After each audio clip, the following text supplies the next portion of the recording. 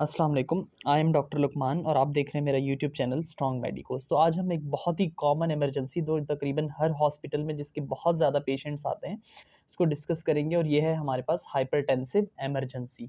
जिस तरह से हम कॉल अटेंड करते हैं ईआर के अंदर, वैसे हम प्रॉपर कॉल अटेंड करेंगे कि my patient X Y Z, ठीक है, एज जो भी है, for example 50 years of as.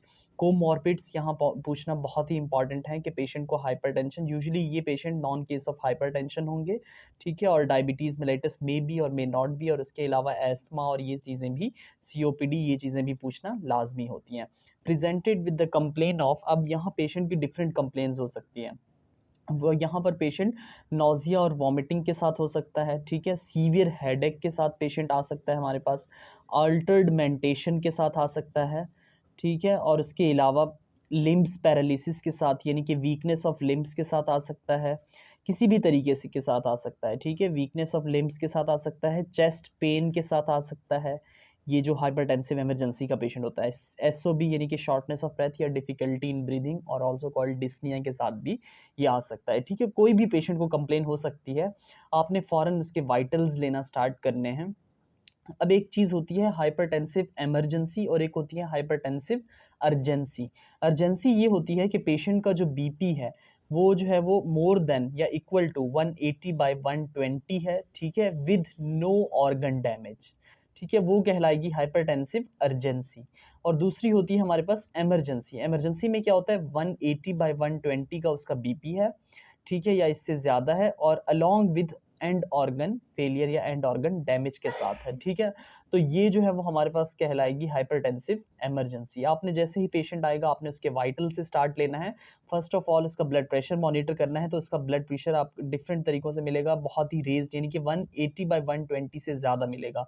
May be 220/110 मिल सकता है, या 120 मिल सकता है, या 200/120 मिल सकता है। तो यूजुअली वो 180/120 से ज़्यादा मिलेगा। आपने टेम्परेचर चेक करना है, उसका respiratory rate may be SOB के अंदर हो तो रेज्ड मिल सकता है। आरबीएस हर पेशेंट की मॉनिटर ईआर के अंदर करना लाजमी है।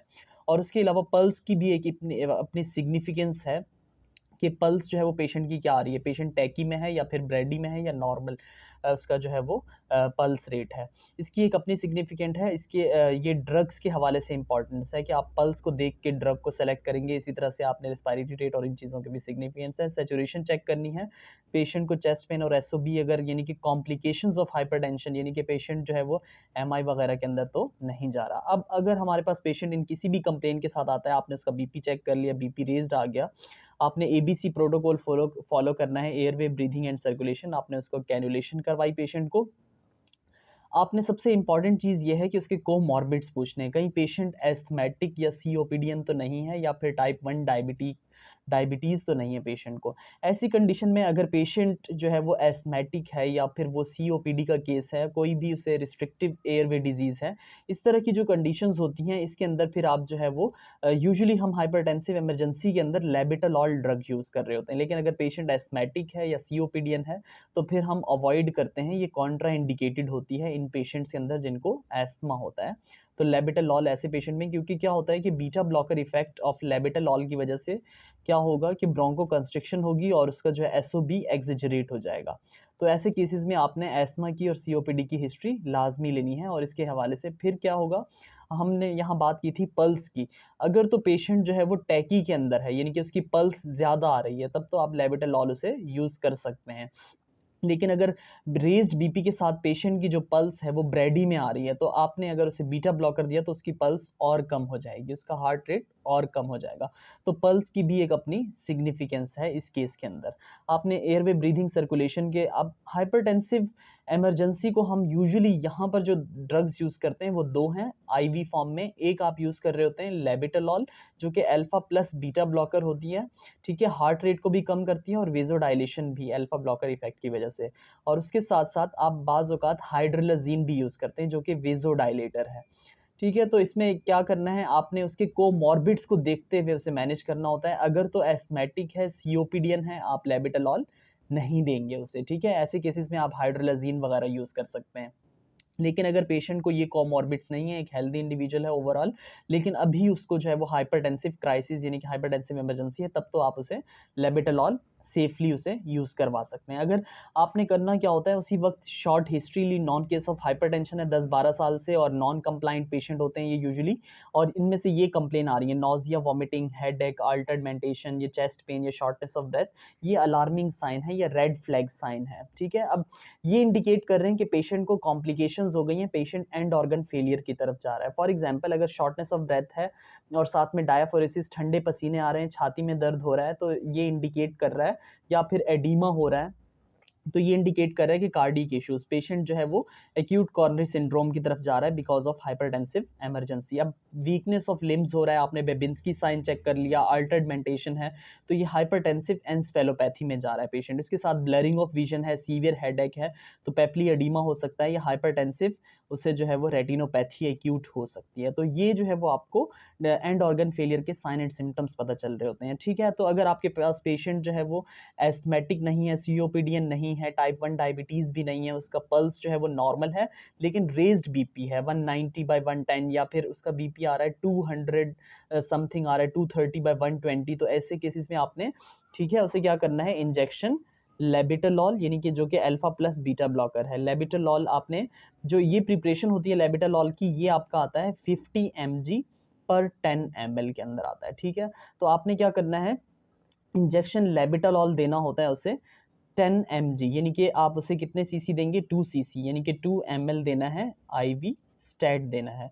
फिर अगेन उसकी स्ट्रिक्ट वाइटल मॉनिटरिंग, जब आपने उससे कार्डिक मॉनिटर पेशेंट को लाजमी अटैच करना है, उसकी पल्स भी देखनी है, रिस्पायरेटरी रेट भी और बीपी भी लाजमी मॉनिटर होता रहेगा। जो है लेबिटालॉल है अंडर कार्डिक मॉनिटरिंग दिया जाता है। ठीक है, क्योंकि इसका जो है वो ये आहिस्ता आहिस्ता पल्स को भी कम करता है, तो इसीलिए अब आपने करना क्या है, ये 50 mg पर 10 ml में इंजेक्शन आता है। फॉर एग्जाम्पल अगर ये सिरिंज है 10 सीसी की, तो आपने ये पूरी की पूरी फिल कर लेनी है। ठीक है, तो इसमें कितना हो जाएगा आपका 50 mg आ जाएगा, इसमें से आपने 10 mg देना है, यानी कि इतना 2 सीसी आपने उसे इंजेक्ट कर दिया labetalol IV slowly over 2 to 3 minutes, आपने ये उसे लगा दिया और फिर उसे रख दिया।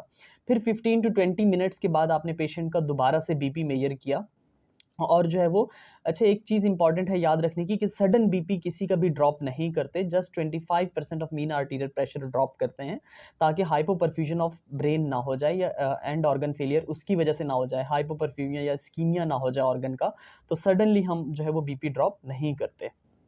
तो आपने 2 सीसी दे दिया था, 15 मिनट्स के या 20 मिनट्स के बाद दोबारा आपने बीपी मेजर किया और उसमें ज़्यादा डिफरेंस नहीं आया, बीपी मतलब कंट्रोल नहीं हो रहा, तो आपने क्या कर दिया, और 2 सीसी उसे इंजेक्ट कर दिया, यानी कि 20 mg जो है वो लोडिंग डोज लेबिटालॉल की उसके अंदर चली गई है।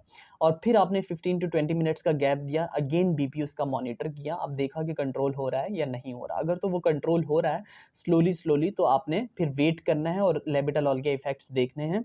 लेकिन अगर इस तरह से जो है वो कंट्रोल नहीं हो रहा, तो आपने क्या, पेशेंट को आप आईसीयू में शिफ्ट करेंगे और 2 एमपीयू लेबिटालॉल के, यानी कि 50 mg पर 10 ml को आप जो है वो इन्फ्यूजन रेडी करेंगे, उससे जो है वो 20 ml आपका जो है वो लेबिटालॉल के 2 एमपीयूल होगा, 80 ml नॉर्मल सलाइन के साथ मिक्स करके इन्फ्यूजन को आप चलाएंगे at the rate 10 ml per our के हिसाब से, 10 to 15 ड्रॉप्स पर मिनट के हिसाब से वो जाएगा आहिस्ता आहिस्ता इन्फ्यूजन।